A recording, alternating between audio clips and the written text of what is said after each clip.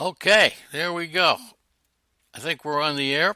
I'm not really sure, but I'd like to believe it. So thank you everybody for being here on a lovely Thursday morning.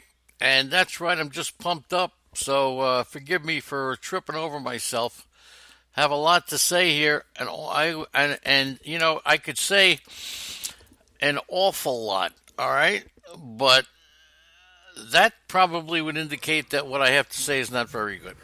Good morning, ladies and gentlemen. Welcome aboard. Thank you, Donkey Okie. Welcome aboard, everybody, on a lovely Thursday morning. And I'm going to start off by saying this could be a long one. So, with Cha Cha and Lou coming up at 10, it may be 10 after 10 or something like that. So, got to tell you, just coming off one of the nicest things that happens very infrequently, but truly appreciated and absolutely it makes me smile when somebody goes out of their way to coach coach. I tell it all the time. Clayton Kershaw, best pitcher, Hall of Fame pitcher in Major League Baseball. You know what? He has a pitching coach. So when somebody takes the time to give me some advice on their opinion and to tell us why we think that maybe we should tweak a little something. Is today Friday? No, today's Thursday. That's right. I don't even know what day it is, to tell you the truth. I think it's Thursday. The point is that Karinsik 13, okay, I'll get it right one of these days, took the time out to analyze a couple of things and give us his candid opinion, and I love it. I love it. I thank you so much. So many times people will say, great show, great show. And quite frankly, so many times I know it's sucked. and the only way to get better is to have a coach, okay? But, and the points made are very valid, okay? To have my own rankings, I know that's what it's all about rankings, right? People love rankings. I don't think rankings apply in Major League Baseball, in fantasy baseball.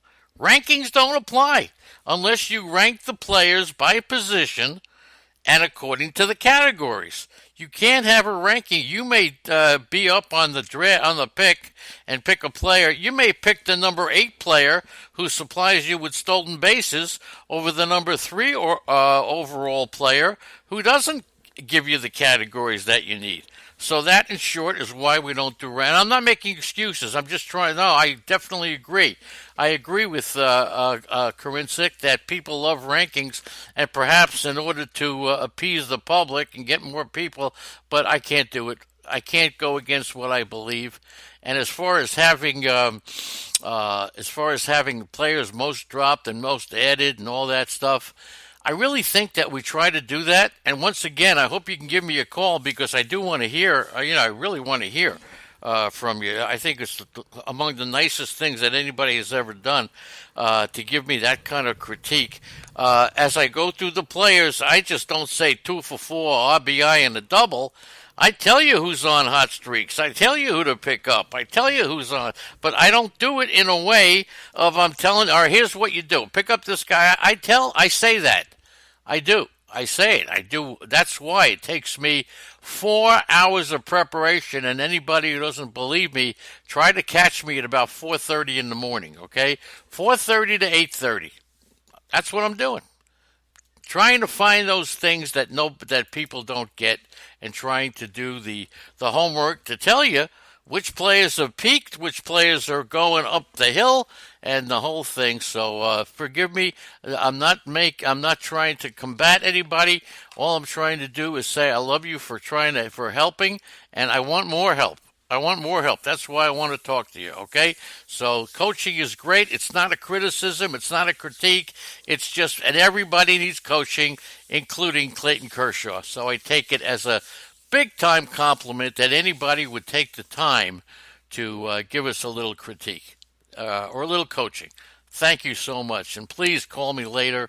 Really want to thank you personally for doing that. And maybe you can explain. It's hard to type it. So perhaps you could explain a little bit more, and I will implement what the people want. If that's what the people want, except for rankings, I won't do it because I've been preaching against rankings for so many years, and that would take pretty much half the show because I would rank the players in the positions and put it up on the website.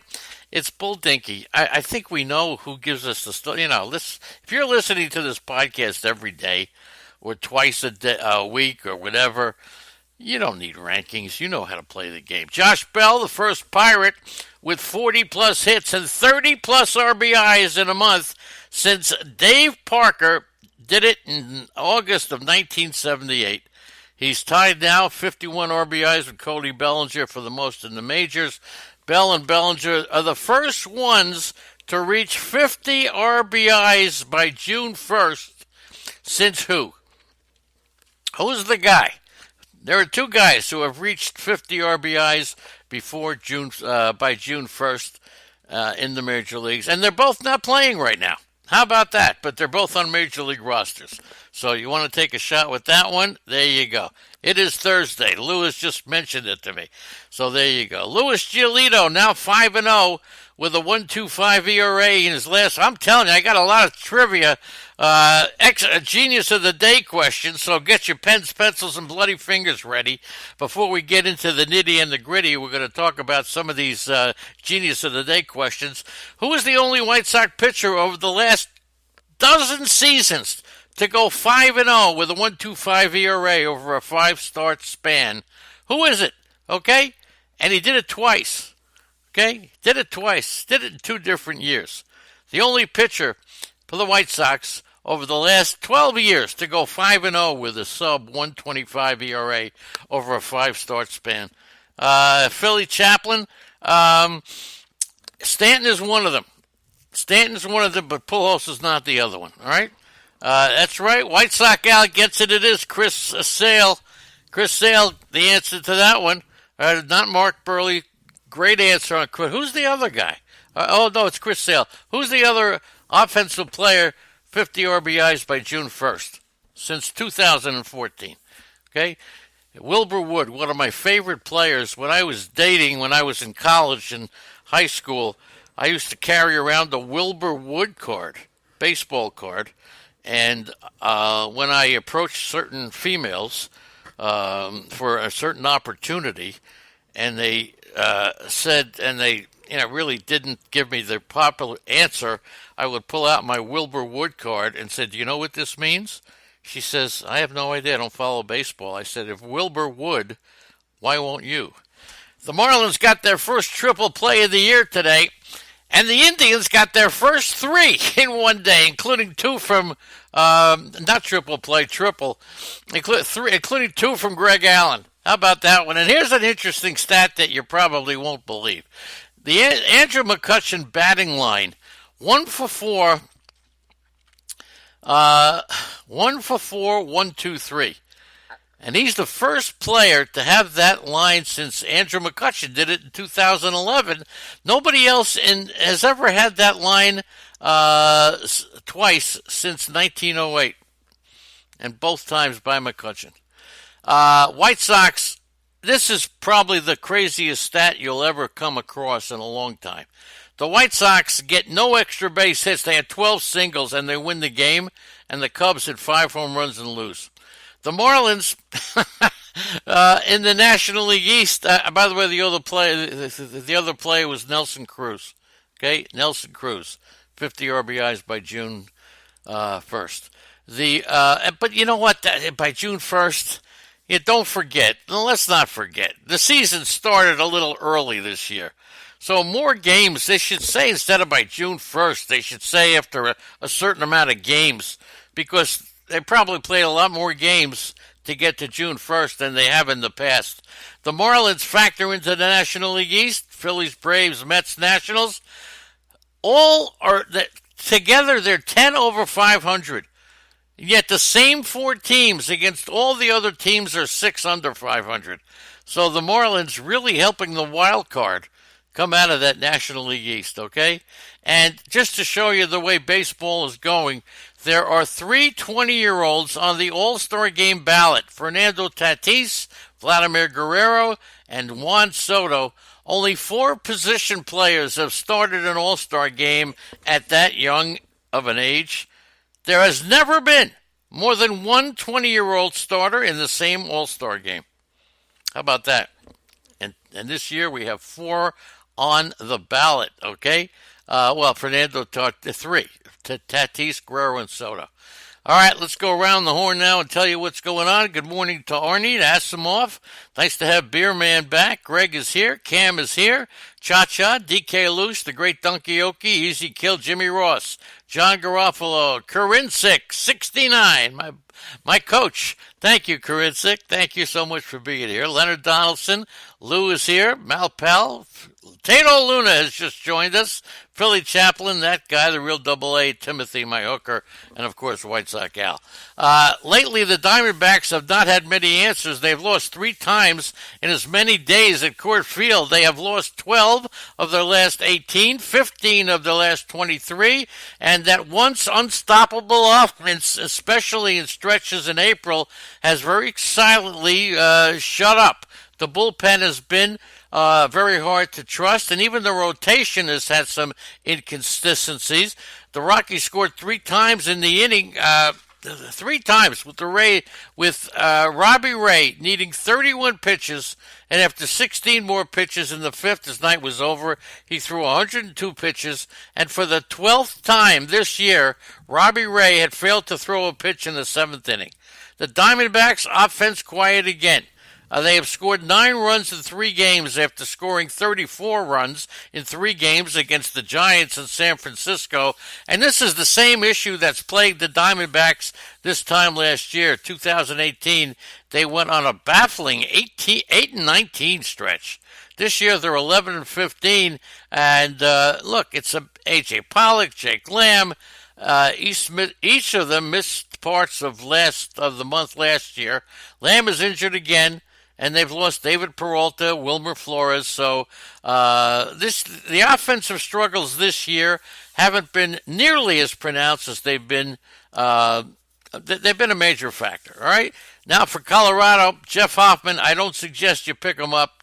These Colorado pitchers this year, just not doing it. Hoffman weathered a tough second inning to pitch 5 solid innings. Brendan Rodgers, 2-run single. Trevor Story had 3 hits for the Rockies, who won their season high 4 games in a row, and they clinched the series. Carson Kelly homered and singled. He's going to be an everyday catcher. Carson Kelly's the guy that you're looking at if you're looking at a catcher. Adam Jones went deep, and rookie Kevin Cron, 2 doubles, and he scored a run. Once again, Hoffman struck out 6 and walked 2, but I'm not even touching him. Oberg filling in for Wade Davis, who's coming back sooner than later, got 3 outs for his 3rd save. Ildemaro Vargas reached base 5 times. He went 2 for 2 with 3 walks. He hasn't earned a free pass, a walk all season, but he got 3 walks at Coors Field. And he showed a pretty good awareness of the strike zone.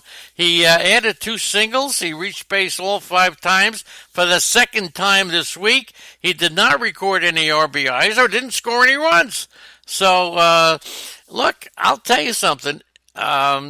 Even if he gets a consistent spot in the lineup, which I don't think he will, it's hard to see a lot of upside. He's 27, he's batting .273, 2 homers. So even though he got on base 5 times, I'm not jumping all over him. He doesn't have consistent playing time. As I mentioned, Carson Kelly batting .263, slugging very nice .505 and 95 at bats. So you definitely want to get him. Kevin Cron, as I said, he doubled twice. He made only his 2nd start after getting called up May 24th. First multiple hit game for them on the major league level. 2 doubles off of Jeff Hoffman, and he averaged .339, led all minor league players with 21 home runs and 62 RBIs. And as long as Christian Walker keeps stumbling and Jake Lamb keeps recovering, he's got a job, probably full-time from now on. Adam Jones, he had gone hitless over his last 3 games, but he made up for it with his 11th home run of the season off of Hoffman. He's 33